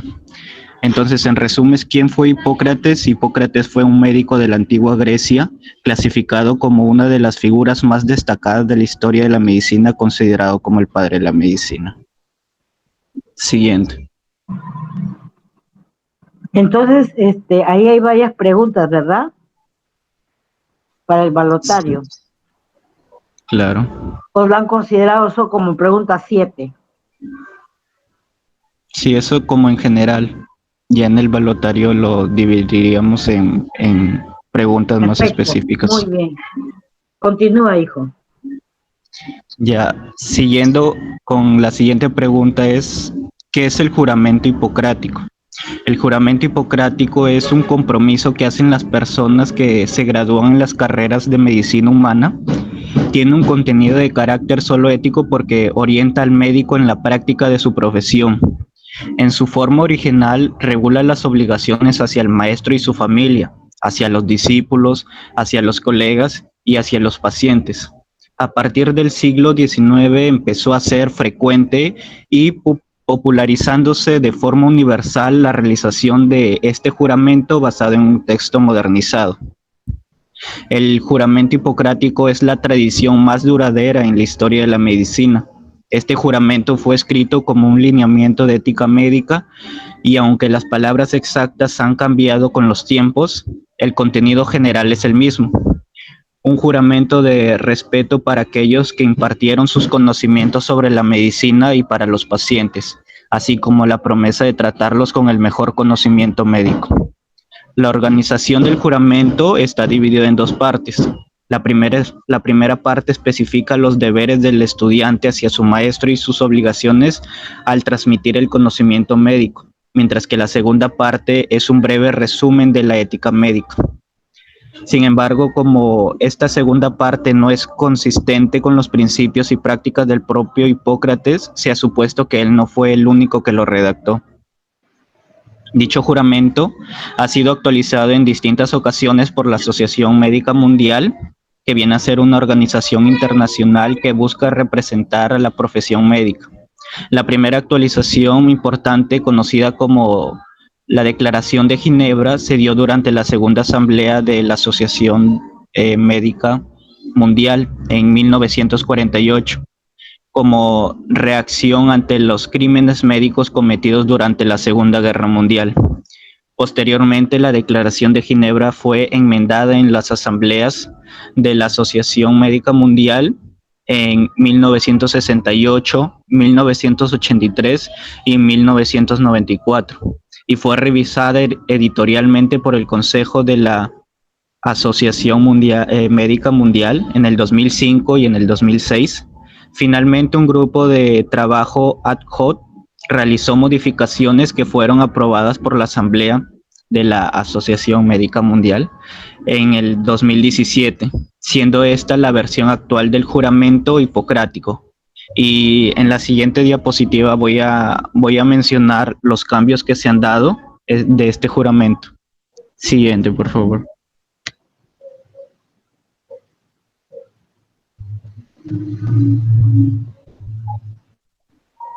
Ya, este viene a ser las modificaciones que se le han realizado al juramento hipocrático. Voy a nombrar algunas porque es un poquito largo. Bien, la primera frase del juramento original dice: juro y pongo a Apolo el médico y a Asclepia y Egía y Pane... Un ratito, por ahí.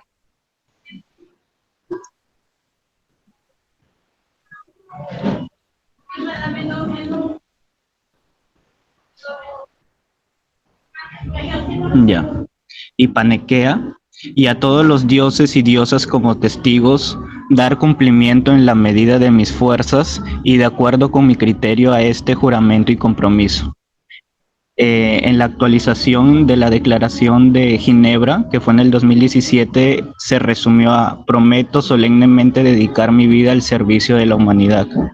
La siguiente frase que también modificaron fue: haré uso del régimen dietético para ayudar del enfermo, según mi capacidad y recto entender, del daño y la injusticia le preservaré. Modificándose a velar ante todo por la salud y el bienestar de mi paciente y respetar la autonomía y la dignidad de mi paciente. Estos serían las frases que se han modificado del juramento original a la Declaración de Ginebra. Siguiente.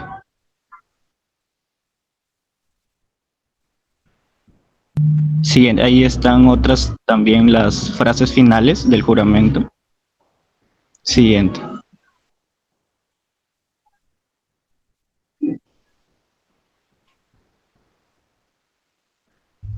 Siguiente diapositiva, por favor. Entonces, en resumen, ¿qué viene a ser el juramento hipocrático? El juramento hipocrático viene a ser un compromiso que hacen las personas que se gradúan en la carrera de medicina humana, presentando un contenido de carácter ético, orientando al médico en la práctica de su profesión. Y le doy pase a mi compañero para que continúe con las preguntas. Antes de la continuación, aquí hay algo importante. ¿En qué parte de los documentos de la universidad pondrías tú el juramento hipocrático? obviamente relacionado a la Escuela Profesional de Medicina, Facultad de Ciencias de la Salud, o tú sugieres que podría estar dentro de los documentos de la Universidad Nacional que tiene reglamentos, estatutos, códigos, directivas. Bueno, lo que sé es que ese juramento se da una vez finalizada la carrera de medicina, previo al Serum, si no me equivoco, donde a los estudiantes les hacen realizar este juramento. Sí, eso es en qué momento. Yo te he preguntado dónde, en qué parte o qué documento podría generarse o en qué lugar podría constituirse, o si tú has averiguado que ya existe este documento. Mira, la pregunta es diferente a que en qué momento se hace el juramento, eso no te he preguntado, ya tú lo has explicado muy clarito, muy bien tu explicación.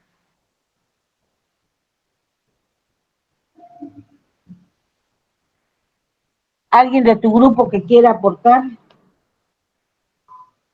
Que te ayude. Si leemos, dice, el juramento hipocrático es un compromiso que hacen las personas que se gradúan en la carrera de medicina humana presentando un contenido de carácter ético orientado al médico en la práctica de su profesión.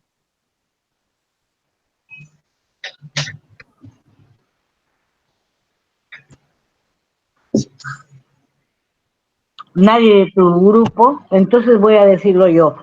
Mira, si es un contenido de carácter ético, todas las facultades tienen su comité de ética y podríamos sugerir nosotros, ya sea con un documento o como iniciativa de la Asociación de Estudiantes o como parte del curso de la Historia de la Medicina, por tener un contenido de carácter ético orientado a nuestra facultad, a nuestra escuela, que se consigne el juramento hipocrático, la última modificación. ¿Qué te parece, José Fernando? Sí, está bien, muchas gracias. Claro, ese sería el lugar, porque hay un comité de ética en la Escuela de Medicina, y si tú le preguntas, no tienen el juramento. Y yo no sé si el que tiene a cargo la imposición de la salida ya del egresado del bachiller de medicina, hace lectura, pero sería importante porque hay muchos conceptos éticos. De repente la última versión sería nosotros como aporte que le haríamos a la escuela. Ok, continúe. ¿Cómo voy de tiempo, Maricruz? Doctora, en 5 minutos me dijo que iba a tener su reunión con el PCM. Ah, tengo la reunión, me había olvidado de la presidencia del Consejo de Ministros. ¿Cuántos participantes faltan? Creo que solo falta uno. Ah, entonces, adelante. Ya, doctora, buenos días. Mi pregunta dice, ¿cuál ha sido la influencia de la medicina griega en la actualidad? Sabemos que desde la época en que vivió Hipócrates han pasado más de 20 siglos y son muchos los grandes aportes de este griego que han repercutido en la visión que se tiene hoy día de la medicina y su campo de aplicación. Uno de ellos, y el más importante, como mencionó mi compañero, ha sido el juramento hipocrático. Como se ha dicho antes, ya Hipócrates defendía la idea de que toda persona enferma tenía derecho a ser atendida independientemente de su estatus o condición social. Y hoy en día este juramento es fundamental en la práctica médica. Otra de las grandes contribuciones de la medicina griega, en este caso de la mano de Aristóteles, es el estudio de la anatomía animal y humana. Gracias a ello y pese a lo rudimentario de la técnica, se pudieron hacer las primeras intervenciones quirúrgicas con resultados auténticamente terapéuticos. Y la tercera, que es muy importante también, es de la idea que se desprende de la medicina griega del siglo V a.C., de que toda enfermedad tiene un origen biológico y por tanto una u otra forma y por tanto de una u otra forma es posible evitar que lo que causa la enfermedad o llegue, que lo que causa la enfermedad o llegue a ocasionarla. O sea, gracias a esta idea se pudieron elaborar tratamientos mejores que no únicamente tenían la intención de curar a los pacientes, sino también de evitar que llegaran a sufrir la enfermedad. Y la siguiente pregunta, Ruth.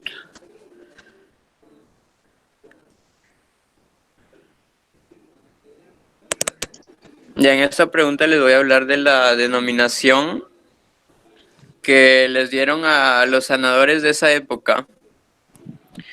Eh, una, una, una de ellas es a unos sanadores les denominaron los iatromiantes, que significa el vidente médico. Su labor era de una medicina profética y ellos eran médicos adivinos o proféticos que realizaban su labor combinando procedimientos curativos mágicos con sustancias. Otra denominación eran los polarcos, que significaba señor o jefe de las cavernas. Eran encargados de la guardia y fueron sanadores cuya actividad se relacionaba con estados de incubación. Los rituales de sanación consistían en adentrarse en grutas guiados por dichos sanadores y permaneciendo allí durante días de completo reposo y quietud. Otra denominación fueron los Ouliades, que estos eran sacerdotes considerados los hijos del dios Apolo, que eran en sí hechiceros o curanderos que usaban el encantamiento. Y por último estaban los Asclepiodes, que eran considerados los médicos notables. Y aquí dentro de este grupo fue considerado Hipócrates, como bien lo menciona Platón y Aristóteles, según la literatura. Y estos pensaban que las enfermedades ocurrían por desequilibrios en la armonía natural del cuerpo humano. Gracias.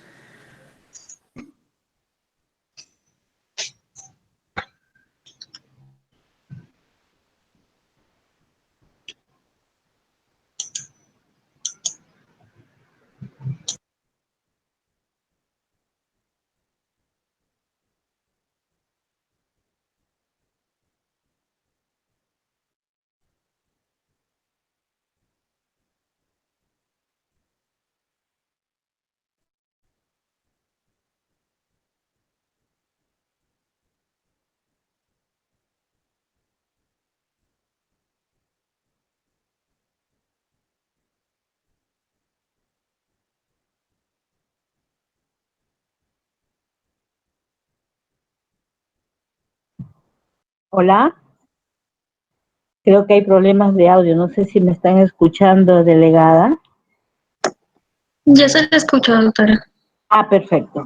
Ya, muy bueno el grupo que ha hecho la exposición. Realmente hay cosas históricas y, como les digo, una aplicación es incorporarlo dentro del comité de ética de la Escuela de Medicina, el juramento hipocrático.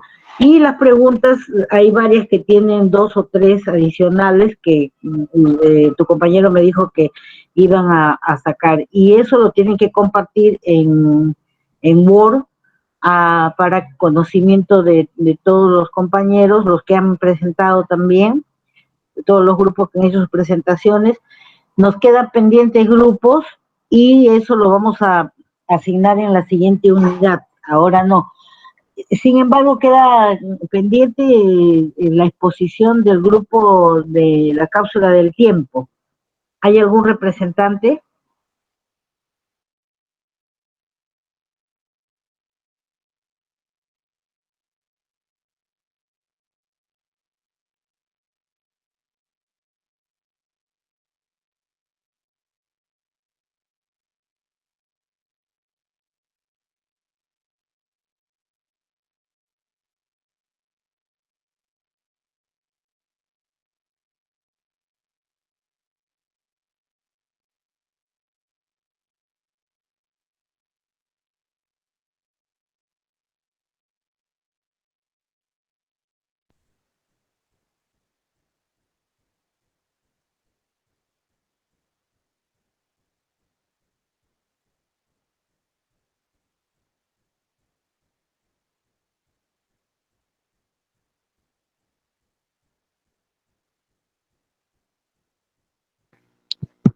Doctora, buenos días, sí. Yo soy uno de los integrantes de ese grupo. Te escucho, Máximo. Sí, doctora, parece que nos había dicho que nuestra exposición va a ser al final de todas las expos. Claro, el final ha sido el compañero anterior, porque hay un grupo que todavía no se le ha asignado el final de las asignaciones, o sea que no han preparado, ¿no? No, doctora, justamente ayer mis compañeros hemos hablado con la señorita delegada, Maricruz, y nos había dicho que todavía era para el final de todas las exposiciones de... Claro, al final de las exposiciones designadas, no es de todos los grupos. ¿Por qué? Porque ya viene el Congreso de Medicina y los dos grupos pendientes van a trabajar los del Congreso. Bueno, pero si ustedes no han preparado nada, no tienen nada, pues no van a poder exponer, ¿verdad? Entonces lo dejamos para después del examen. La próxima semana hay examen. Les pido por favor que se pongan al día con su Word y las preguntas, y el grupo de Máximo Daniel queda para la exposición después del examen. No el mismo día, sino la siguiente semana. Estoy diciendo bien claro para que después no digan, no, que la delegada nos dijo una cosa y usted nos dijo otra. No, ahorita está grabado que ustedes van a hacer su exposición después de la siguiente semana que tienen el examen. Ya, ok, doctora. Está bien. Muy bien. Bueno, ha sido un gusto realmente. Doctora, disculpe, le habla Génesis. Tenía una duda. Dime, Génesis, rapidito, porque como te ha dicho tu compañera, tengo reunión ahorita con la presidencia del Consejo de Ministros y ya estoy conectada. Ya, doctora, se disculpe, el tema de grupo 5, que es medicina árabe e hindú, entonces sería ahí a la par con lo de este grupo que va a ser acerca de la cápsula de tiempo. Eso no me había dicho Maricruz, mira, faltaba la medicina árabe hindú.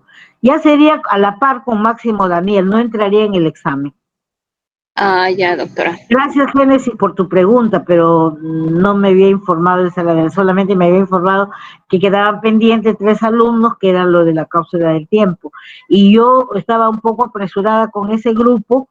¿Por qué? Porque va a haber el Congreso, pero también mis colegas me han dicho, Rosy, si lo presentas en el Congreso se van a copiar, porque no lo tenemos patentado. Entonces, los grupos que quedan pendientes van a retomar el Congreso, nos van a retroalimentar. Por supuesto que todos tienen que estar inscritos, dependiendo de sus horarios, y ellos se van a encargar de entregarnos los temas que se van a presentar en el Congreso de Historia de de la Ciencia y la Medicina, creo que eso de la medicina. Estamos de acuerdo entonces, Génesis, ¿no? Ustedes con el grupo de Máximo presentarían después del examen. La próxima semana hay examen sí o sí. ¿Y qué más? Que ya tienen todas las preguntas. Y de ahí vamos a seleccionar, voy a consultar con mi director del programa, el director de Salud Pública, si me permite 10 o 15 preguntas, no pienso hacer las 20, no al azar. Vamos a ver. Hasta ahorita, ¿cuántas preguntas tenemos, Maricruz?